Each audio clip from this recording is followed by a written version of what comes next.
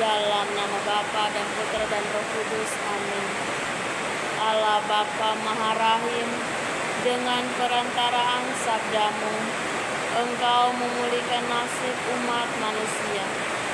Semoga kami menyongsong perayaan Paskah dengan hikmat, penuh iman, demi Yesus Kristus Putramu, Allah sepanjang segala masa. Amin. Tuhan sertamu dan sertamu juga. Inilah Injil Yesus Kristus menurut Yohanes. Dimuliakanlah Tuhan. Sekali peristiwa, Yesus berangkat dari Samaria dan pergi ke Galilea, sebab ia sendiri telah bersaksi bahwa seorang nabi tidak dihormati di negerinya sendiri. Setelah Yesus tiba di Galilea, orang-orang Galilea pun menyambut dia, karena mereka telah melihat segala sesuatu yang dikerjakan Yesus di Yerusalem pada saat itu, sebab mereka sendiri pun turut ke pesta itu. Maka Yesus kembali lagi ke Kana di Galilea, di mana ia membuat air menjadi anggur. Dan di Kapernaum ada seorang pegawai istana yang anaknya sedang sakit. Ketika pegawai itu mendengar bahwa Yesus telah datang dari Yudea ke Galilea, pergilah ia kepadanya, lalu meminta supaya Yesus datang dan menyembuhkan anaknya, sebab anaknya itu hampir mati. Maka kata Yesus kepadanya, "Jika kamu tidak melihat tanda dan mujizat, kamu tidak percaya." Pegawai istana itu berkata kepadanya, "Tuhan, datanglah sebelum anakku mati." Kata Yesus kepadanya, "Pergilah, anakmu hidup." Orang itu percaya akan perkataan yang dikatakan Yesus kepadanya, lalu pergi. Ketika ia masih di tengah jalan, hamba-hambanya telah datang kepadanya dengan kabar bahwa anaknya hidup. Ia bertanya kepada mereka, pukul berapa anak itu mulai sembuh. Jawab mereka, "Kemarin siang pukul 1 demamnya hilang." Maka teringatlah ayah itu bahwa pada saat itulah Yesus berkata kepadanya, "Anakmu hidup." Lalu ia pun percaya, ia dan seluruh keluarganya. Dan itulah tanda kedua yang dibuat Yesus ketika ia pulang dari Yudea ke Galilea. Demikianlah sabda Tuhan, terpujilah Kristus. Beriman kepada Yesus Kristus. Salah satu tanda kehidupan adalah harapan.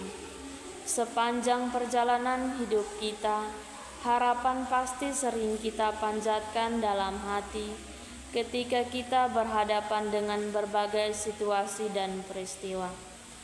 Kita berharap untuk sembuh ketika sakit, berharap untuk dimaafkan ketika melakukan kesalahan, berharap untuk mendapatkan pekerjaan ketika menganggur, berharap untuk diterima dan dikasihi, dan sebagainya.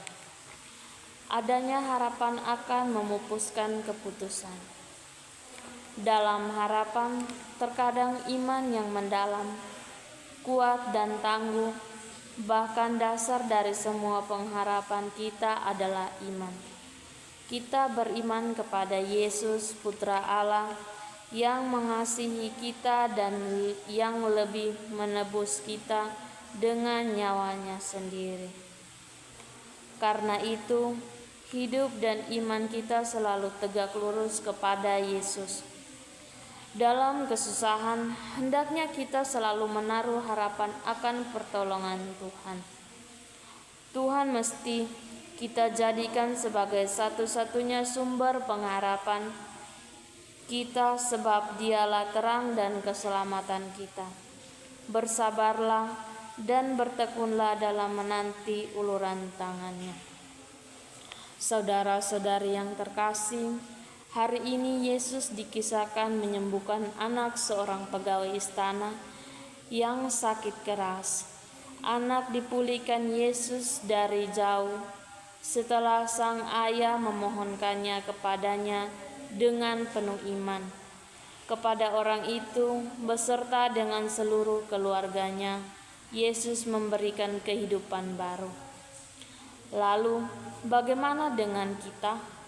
Mari kita jadikan perjumpaan kita dengan Yesus sebagai saat untuk semakin percaya dan untuk menyembahnya dengan tulus.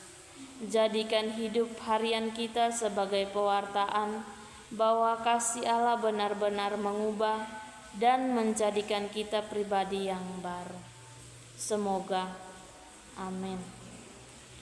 Ya Bapa, syukur dan terima kasih atas segala berkat dan perlindungan-Mu dalam kehidupan kami. Kami mohon penyertaan-Mu dalam segala kegiatan kami, baik di saat senang maupun susah. Berilah kami semangat, Yesus, untuk menjalani hari, agar asa dan harapan dalam hati kami terus hidup. Berilah kami ketabahan dan kekuatan iman di bawah naungan nama-Mu yang maha besar. Nama-Mu yang kudus kami puji, kini dan sepanjang masa. Amin. Dalam nama Bapa dan Putra dan Roh Kudus. Amin.